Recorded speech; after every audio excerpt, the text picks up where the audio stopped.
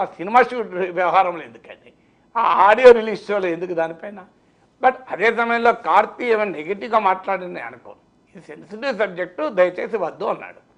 So that is acceptable కదా, sensitive సబ్జెక్టే కదా, మరి అక్కడ మాట్లాడకూడదు కదా. అయితే ఆ నవ్వడం వల్ల జనం కేరింతలు కొట్టడం, దేనికైనా కేరింతలు కొడతారు ఆడియో షోలో, మనకు తెలుసు కదా. నువ్వేం మాట్లాడకపోయినా కూడా కేరింతలు కొడతారు, ఒక నిమిషం మౌనంగా ఉండండి జనం కేరింతలు కొడతారు. ఎందుకు కొడతారో తెలియదు, అది ఫ్యాన్స్. మరి ఫ్యాన్స్ అంటే అట్లే ఉంటుంది, మనం తప్పు పట్టలేం కదా, వారి ఆనందాన్ని మనం వివరం క్వశ్చన్. కానీ అవన్నీ అయ్యే వరకు ఏంటంటే ఆంబియన్స్. ఇప్పుడు అది ఒక సినిమా ప్రమోషన్ ఈవెంటు, అందులో రాకూడని సబ్జెక్టు వచ్చింది, దానిపైన జనం ఓ అని కేరింతలు, తర్వాత ఆయన మాట్లాడిన తర్వాత నవ్వుకుంటా మాట్లాడి, ఇవన్నీ వల్ల ఒక ఇంప్రెషన్ కలిగింది. అది ఆయన ఒప్పుకుంటున్నాడు. మీరు అన్ఇంటెండెడ్ మిస్అండర్స్టాండింగ్ అన్నాడు. మీరు కావాలంటే బయట ఆ ట్వీట్ మళ్ళీ చదవండి. అపాలగైజ్ ఫర్ అన్ఇంటెండెడ్ మిస్అండర్స్టాండింగ్ అని అంటున్నాడు.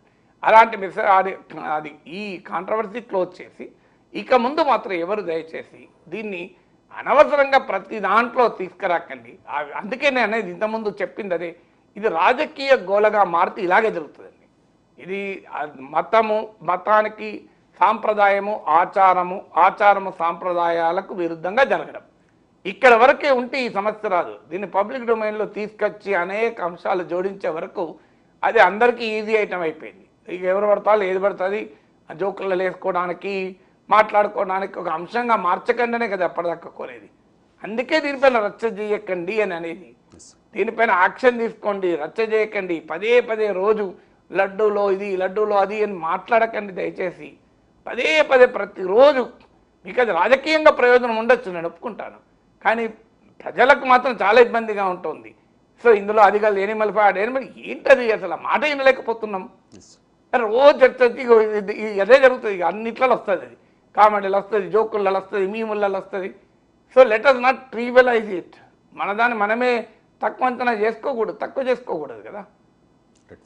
కాదేది రాజకీయాలకు అనర్హం అంటారు కదా సార్, అంటే ప్రతి చిన్న అంశం రాజకీయాలను ప్రభావితం చేస్తూ ఉంటుంది.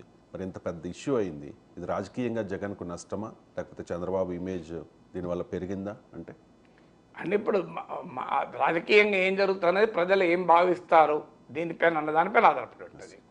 ప్రజలు ఏం జరిగింది, దీనికి ఎవరు బాధ్యులు అనే అంశం పైన ఆధారపడి ఉంటుంది. ఒకవేళ ప్రజలు గనక ఇది జరిగింది, ఇది జగన్ ప్రభుత్వం కావాలనే చేసింది అని కనుక భావిస్తే ఖచ్చితంగా జగన్ నష్టం. అలా భావిస్తున్నారా లేదా తేలాలి మనకు. అది నేను ఇక్కడ కూర్చొని అలా భావించడం లేదని చెప్పలేను. ఇక రెండవది, ఇది అక్కడికి ఆగలేదు. దీనికి అనేక రకాల రూపాలు వస్తున్నాయి ఇప్పుడు.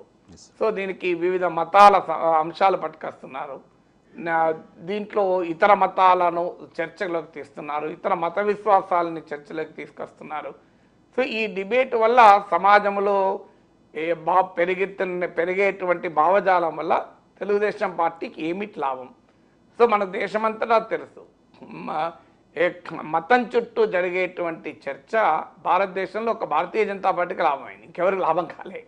మీకు రాజీవ్ గాంధీ 1984 ఎన్నికల సమయంలో ఆయన అంతకుముందు మీకు షాబాను కేసులో సుప్రీంకోర్టు చారిత్రాత్మక తీర్పు చెప్పి ముస్లిం మహిళకు కూడా మెయింటెనెన్స్ ఉంటుంది అని తీర్పు చెప్తే పెద్ద ఎత్తున ముస్లిం మతవాదులు వ్యతిరేకించారు.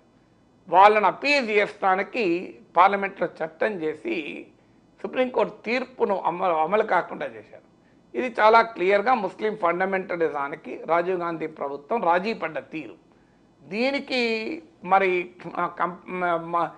దీనికి చెడ్డ పేరు వస్తుంది మెజారిటీ ప్రజల్లో అనుకున్నాడేమో, కానీ 1984లో అయోధ్య వివాదాస్పద కట్టడంగా పిలిచేవాళ్ళు, అప్పుడు డిస్ప్యూటెడ్ స్ట్రక్చర్ అనేవాళ్ళు. సో ఆ డిస్ప్యూటెడ్ స్ట్రక్చర్ తాళాలు తెరిపించి ఫస్ట్ టైం తెరిపించి తన